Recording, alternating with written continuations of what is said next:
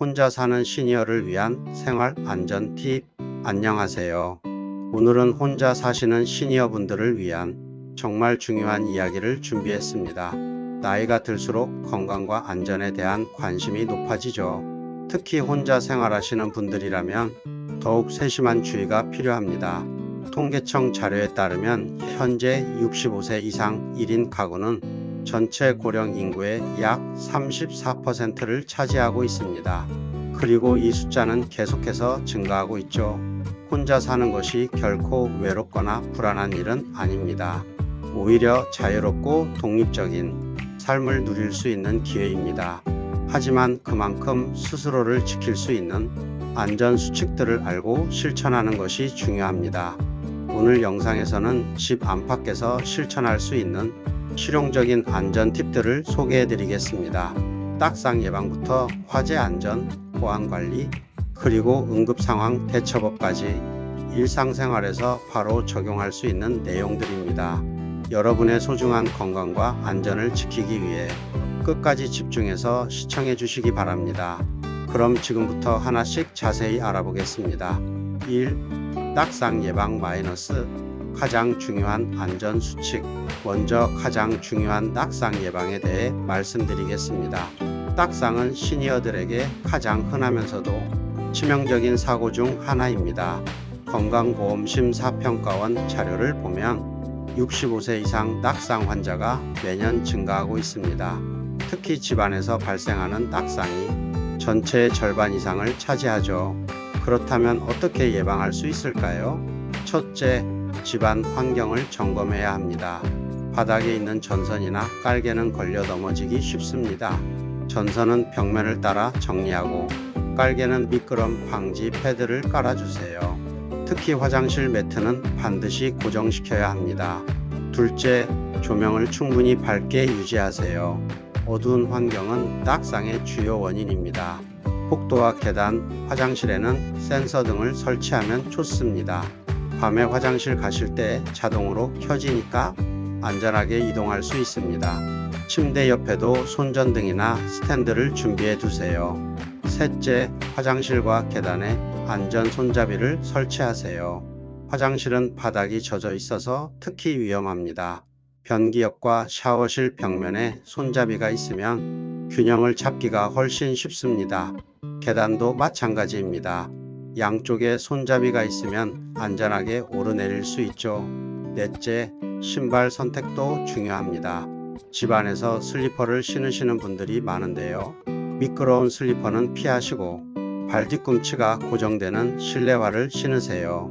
바닥에 미끄럼 방지 처리가 된 제품이 좋습니다. 다섯째, 높은 곳에 물건은 자주 사용하는 것만 두세요. 선반 위에 물건을 올려놓으면 가져올 때 의자나 사다리를 사용하게 됩니다. 이때 중심을 잃고 넘어지는 경우가 많습니다.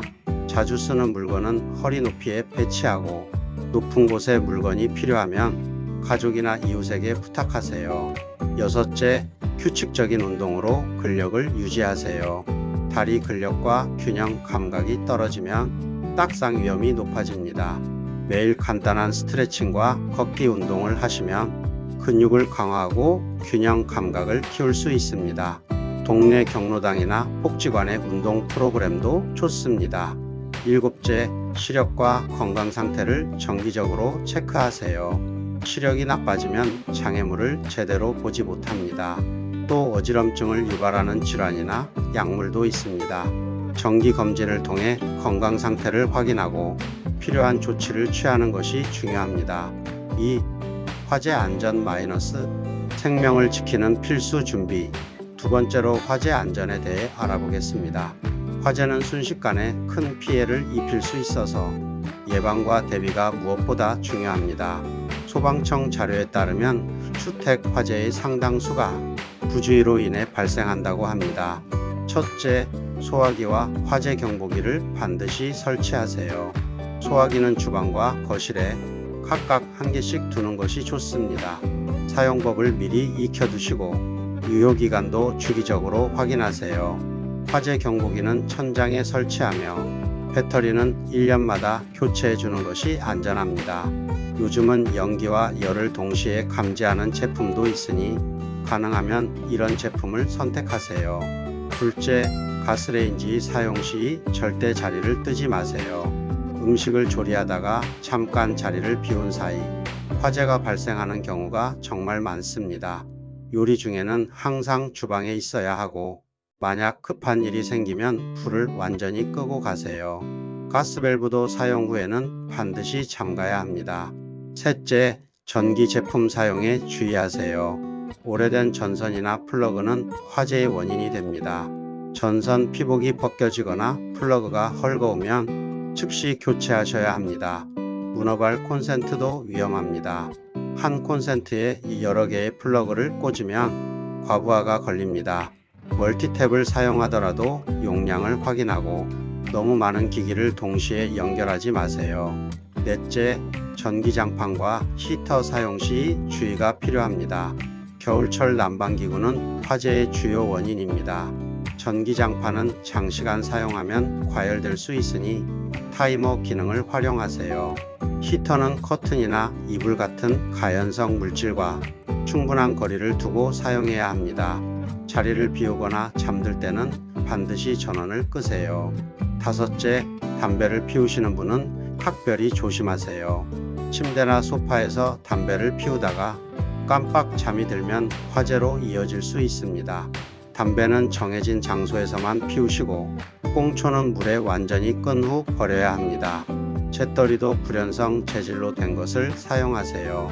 여섯째, 비상 대피 경로를 미리 파악해 두세요. 화재가 발생하면 당황해서 어디로 나가야 할지 모릅니다. 평소에 집에서 현관까지 가는 경로를 확인하고 문과 창문이 잘 열리는지 점검하세요. 비상 열쇠는 접근하기 쉬운 곳에 보관하고 현관 근처에는 손전등을 준비해 두세요. 일곱째, 주변에 119 신고 방법을 알려주세요. 화재 발생 시 가장 먼저 해야 할 일은 대피입니다. 대피 후 즉시 119에 신고하세요. 휴대전화에 119를 단축번호로 등록해 놓으면 좋습니다. 이웃이나 경비실에도 상황을 알려서 빠른 대응이 이루어지도록 해야 합니다. 3.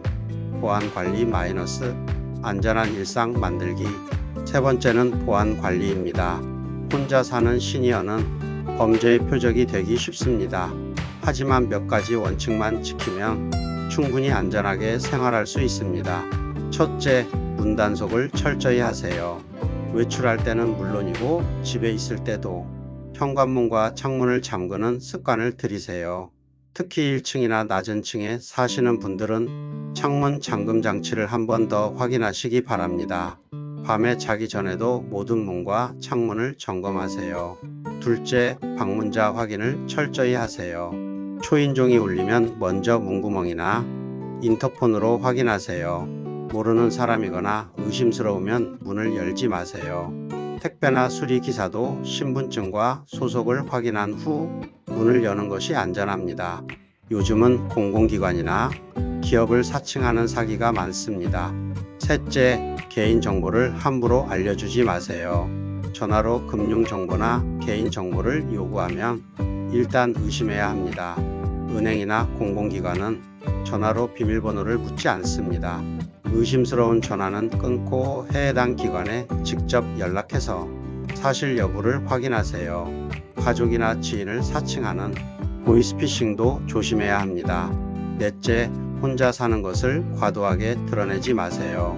현관 앞에 신발 한 켤레만 있거나 우편함에 우편물이 쌓여 있으면 집에 혼자 산다는 것을 알릴 수 있습니다.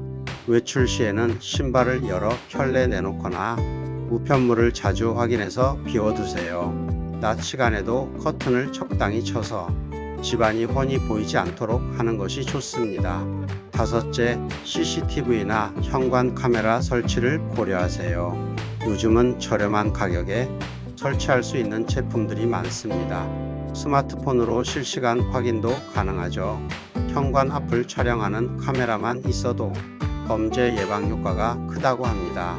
CCTV 착동 중 스티커를 붙여놓는 것도 도움이 됩니다. 여섯째, 이웃과 좋은 관계를 유지하세요. 이웃은 가장 가까운 안전망입니다. 평소에 인사를 나누고 안부를 물으면서 서로 돕는 관계를 만들어 가세요.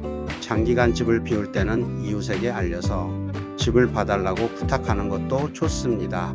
서로의 연락처를 알아두면 응급 상황에도 도움이 됩니다. 일곱째, 외출 시 행선지를 가족에게 알려주세요. 혼자 외출할 때는 어디를 가는지, 언제쯤 돌아올 것인지 가족에게 알려주세요. 정기적으로 안부 전화를 주고받는 것도 좋습니다. 만약 가족이 멀리 살면 친한 이웃이나 친구에게 알려두는 것도 방법입니다. 4. 응급상황 대처 마이너스 위급할 때 생명을 구하는 방법. 네 번째는 응급상황 대처법입니다. 혼자 있을 때 갑자기 몸에 이상이 생기면 정말 당황스럽고 두렵습니다. 하지만 미리 준비하고 알아두면 차분히 대응할 수 있습니다. 첫째, 비상연락망을 항상 가까이 두세요. 휴대전화에 가족, 이웃, 병원, 119 등 중요한 연락처를 단축번호로 저장하세요. 냉장고 문이나 전화기 옆에도 종이로 적어서 붙여두면 필요할 때 바로 연락할 수 있습니다. 특히 119는 가장 눈에 띄는 곳에 표시해 두세요. 둘째, 상비약과 구급상자를 준비하세요. 자주 복용하는 약은 충분한 양을 비치하고 복용 방법을 메모해 주세요. 구급상자에는 밴드, 소독약, 진통제, 체온계 같은 기본 물품을 넣어 두시면 됩니다. 혈압계나 혈당계가 필요한 분은 집에 구비하시고 정기적으로 측정하는 습관을 들이세요. 셋째, 딱상이나 부상 시 즉시 도움을 요청하세요. 넘어지거나 다쳤을 때는 무리하게 움직이지 마세요. 가능하면 휴대전화로 119나 가족에게 연락하고 움직일 수 없다면 큰 소리로 도움을 요청하세요. 요즘은 손목에 차는 응급 호출기도 있습니다. 버튼을 누르면 자동으로 신고되는 제품이니 활용해 보세요. 넷째, 가슴 통증이나 호흡 곤란 시 즉시 119에 신고하세요.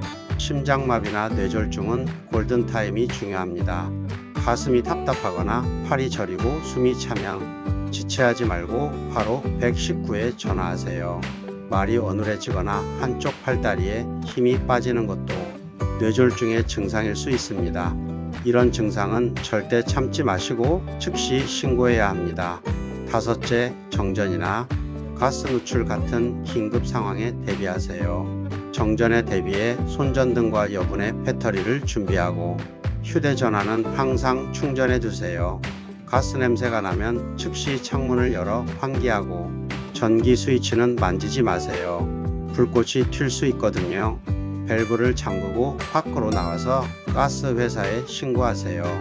여섯째, 독거노인 돌봄 서비스를 신청하세요. 지역 주민센터에서는 혼자 사시는 어르신을 위한 다양한 돌봄 서비스를 제공합니다. 정기적으로 방문해서 안부를 확인하거나 응급 호출 장치를 설치해 주기도 합니다. 무료로 이용할 수 있는 서비스가 많으니 꼭 문의해 보시기 바랍니다.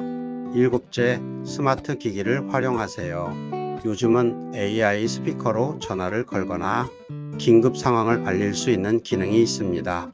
손을 쓸 수 없는 상황에서도 음성으로 도움을 요청할 수 있죠. 또 스마트워치는 낙상을 감지해서 자동으로 신고하는 기능도 있습니다. 기술을 잘 활용하면 혼자서도 안전하게 지낼 수 있습니다. 5. 건강관리 마이너스 건강한 독립 생활의 기초. 다섯째, 건강관리입니다.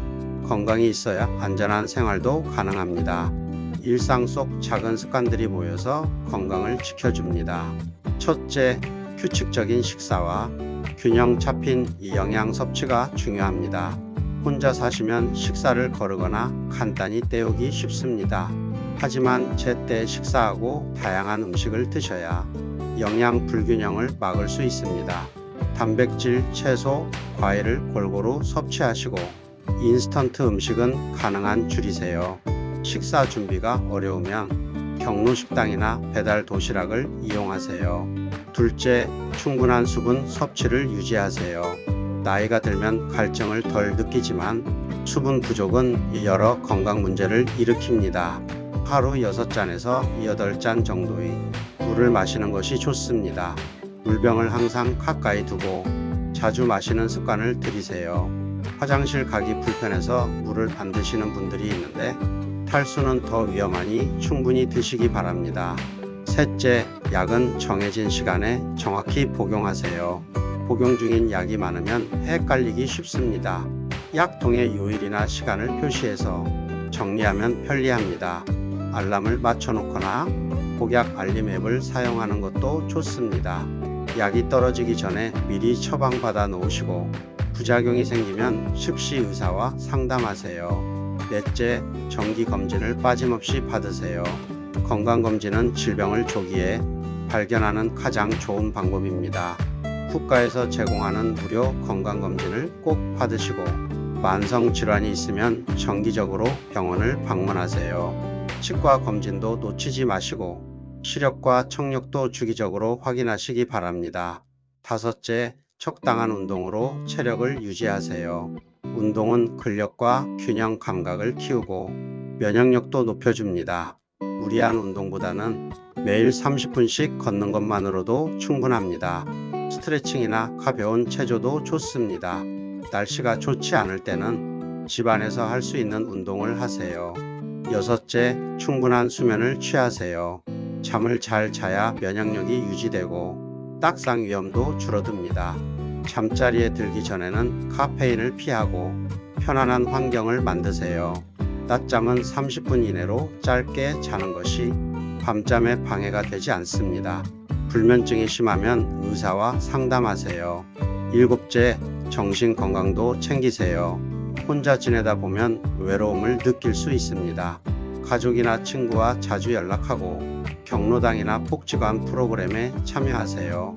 취미 활동이나 자원봉사도 좋습니다. 우울감이 계속되면 전문가의 도움을 받으시기 바랍니다. 결론입니다.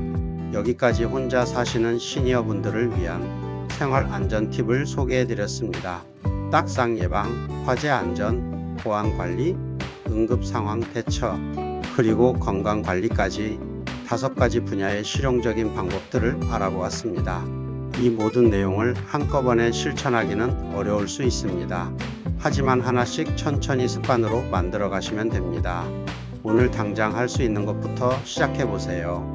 집안 조명을 점검하거나 비상 연락망을 정리하거나 소화기 위치를 확인하는 것처럼 간단한 것부터 실천해 보시기 바랍니다.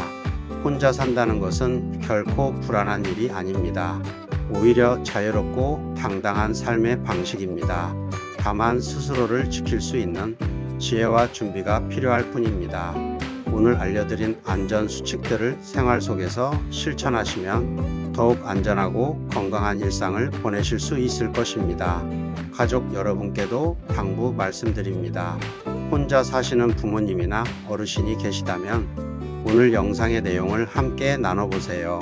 정기적으로 연락하고 안부를 확인하는 것만으로도 큰 도움이 됩니다. 필요한 안전용품을 선물하거나 집안 환경을 점검해 드리는 것도 좋습니다. 무엇보다 혼자 계신 분들이 외롭지 않도록 따뜻한 관심과 사랑을 보내주시기 바랍니다. 이 영상이 여러분의 안전한 생활에 조금이라도 도움이 되었기를 바랍니다. 구독과 좋아요도 잊지 말아 주시고요. 알림 설정까지 해두시면 새로운 영상을 가장 먼저 만나보실 수 있습니다. 항상 건강하시고 안전한 하루하루 보내시길 바랍니다.